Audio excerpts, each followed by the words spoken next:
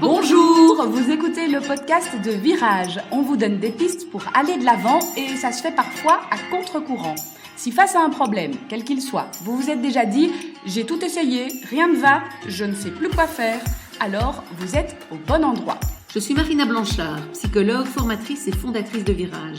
Mon école s'inscrit dans la lignée de celle de Palo Alto, c'est-à-dire de la thérapie brève. Et je suis Peggy Van Lierde, chef d'entreprise, journaliste et coach en développement personnel. Ensemble, nous vous proposons des réflexions pour avancer autrement. Pour ce nouvel épisode, on va se baser sur un cas concret, celui de Xavier. Il nous a contacté, il t'a contacté Marina, parce qu'en fait, il n'en peut plus. Son collègue est intrusif, ça entrave son travail au quotidien. Complètement. En fait, il a repris un boulot que ce collègue, qui n'est pas son supérieur hiérarchique, mais que ce collègue a fait avant lui. Ce collègue a dû lui expliquer le travail. Du coup, se permet en fait d'intervenir sur les décisions à prendre, de le conseiller, de venir dans son bureau à n'importe quel moment et de commencer à lui parler, soit du boulot, soit même d'autres choses, d'autres sujets, du sport qu'il a fait le week-end, etc., qui n'intéresse pas spécialement Xavier, qui en plus se sent, a sa mission, a des choses à faire et a l'impression de perdre vraiment du temps. Alors dans un premier temps, on pourrait croire que c'est un sentiment d'aide, de bonne volonté, de vouloir en fait montrer la bonne direction à Xavier, mais dans le témoignage de Xavier, ça va en fait un petit peu plus loin que ça, parce que ça met des bâtons dans les roues aussi, clairement. C'est ça, en fait au début, pour Xavier, c'est plutôt aidant, il a bien expliqué le boulot, il vient voir comment ça se passe, est-ce que ça va. Au début, Xavier, je pense, trouve ça normal, en fait, c'est plutôt ça qui me relaie. Alors, assez vite, quand même, Xavier a d'autres collègues, des retours comme quoi ce collègue-là est pénible, est pesant pour tout le monde, en fait, vient prendre de la place et vient envahir, en fait, l'espace de travail en termes de temps et de lieu, en fait, des uns et des autres. Et puis, Xavier, après, a de plus en plus de difficultés. Par exemple, le collègue va entrer dans sa boîte mail, lire certains mails. Certains, il va les forwarder à d'autres en disant c'est à toi de le faire. D'autres, il va ne pas du tout ne rien en faire, mais ne même pas remettre en non lu. Et donc, Xavier dit, moi, je me sens vraiment... c'est un peu un viol de mon espace personnel. Et en plus...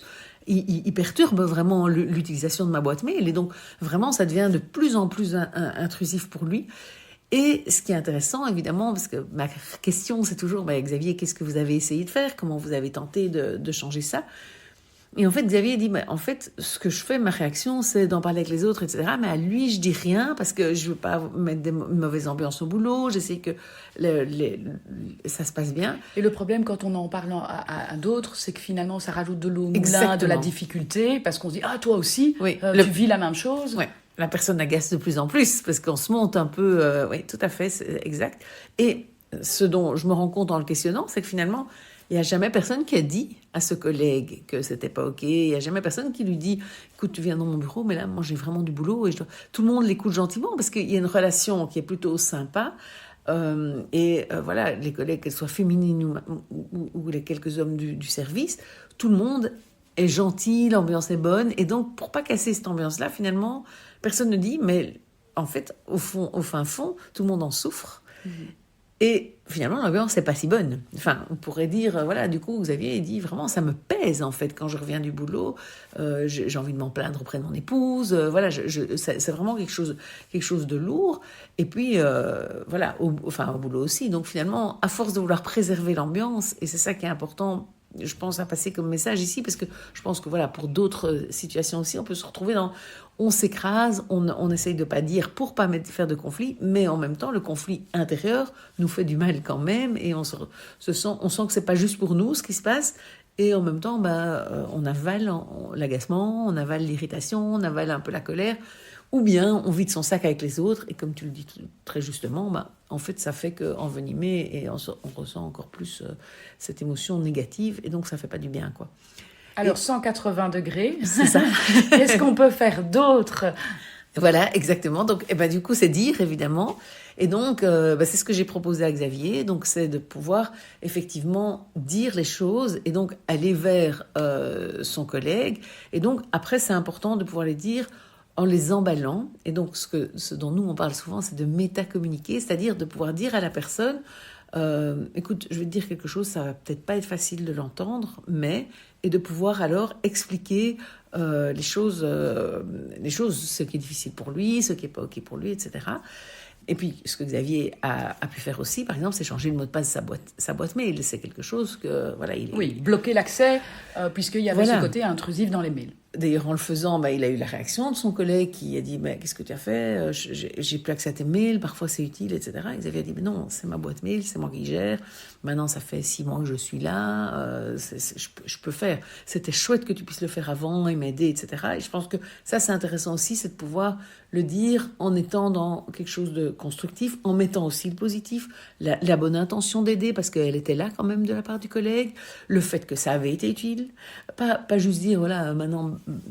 allez, basta. » Oui, si en une fois on coupe les ponts ou bien on met une barrière, ça peut être très violent. Oui, et là on est sur le conflit. Voilà, oui, tout à fait. Et en plus, le risque est là, quand on laisse s'accumuler trop les choses, c'est qu'à un moment donné, ce soit violent. Et donc c'est vraiment important, plus tôt on le dit quelque part, plus on va pouvoir le dire bien aussi.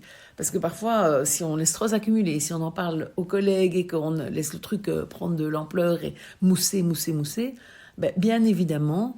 le risque est que le moment où je le dis, je ne peux pas m'empêcher, presque, je ne veux pas dire d'injurier, mais voilà, de vraiment être violent et dur. Et là, je bousille toute la relation alors que j'avais avalé pour essayer de la sauvegarder.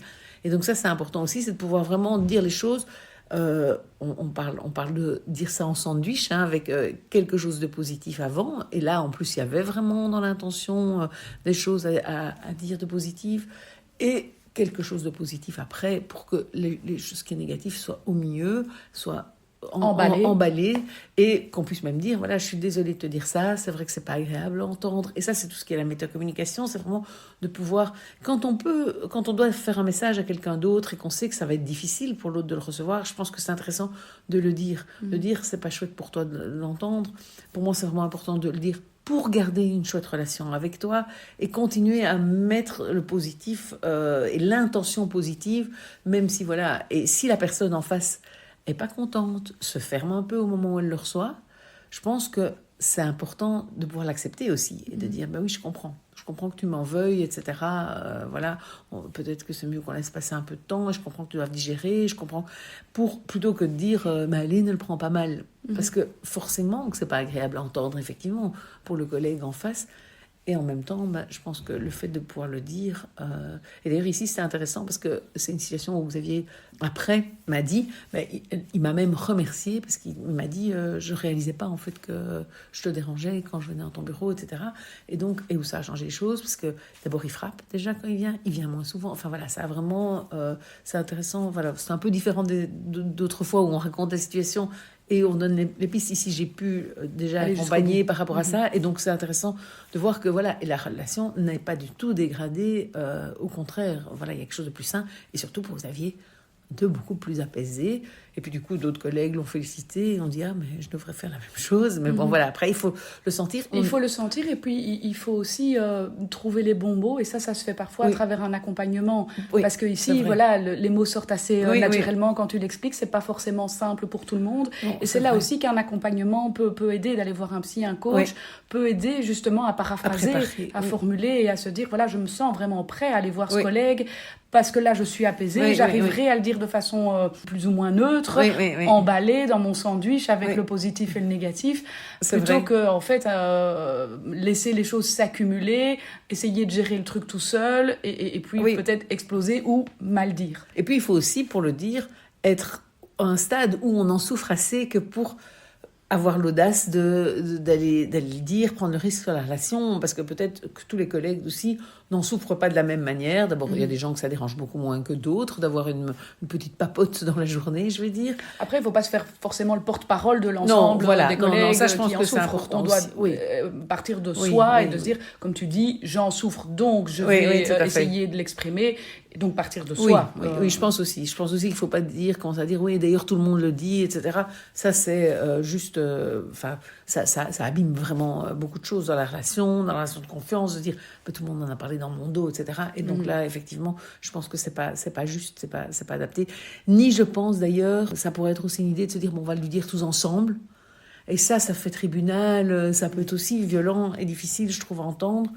C'est plus facile, je pense, de l'entendre d'une personne à la fois et qui dit son ressenti à elle propre, que d'avoir tout le monde qui a préparé le truc et qui lui balance le truc alors que il n'en a peut-être aucune conscience. Et en plus ici, vraiment, qu'il y a une intention positive derrière, même s'il était très envahissant, très, très pénible, je pense vraiment. Mais en fait, je pense que l'intention qu'il y a derrière, du côté du collègue intrusif, est très déterminante sur la manière dont on va pouvoir, évidemment, lui répercuter les choses. Parce que si on sent que l'intention, c'est vraiment du contrôle, c'est vraiment de montrer son pouvoir à lui, si l'intention est de dénigrer l'autre, voilà, alors c'est peut-être encore différent et peut-être que là, il va falloir... On doit être armé autrement. Peut-être que ce sera... Oui, peut-être, parce qu'on risque d'avoir un retour de flamme en disant ce qu'on a sur le cœur de manière spontanée et naturelle, et qu'on se mouille et que l'autre en profite alors pour...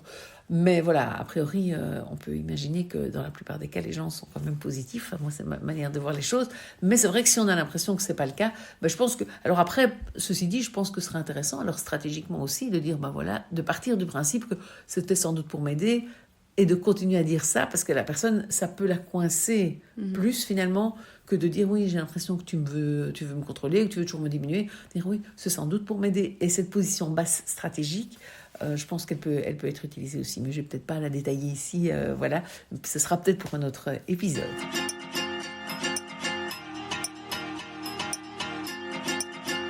Et si vous avez vous aussi des questions à nous proposer, des sujets que vous voulez développer ou entendre développer, n'hésitez pas à nous contacter via le site de Virage.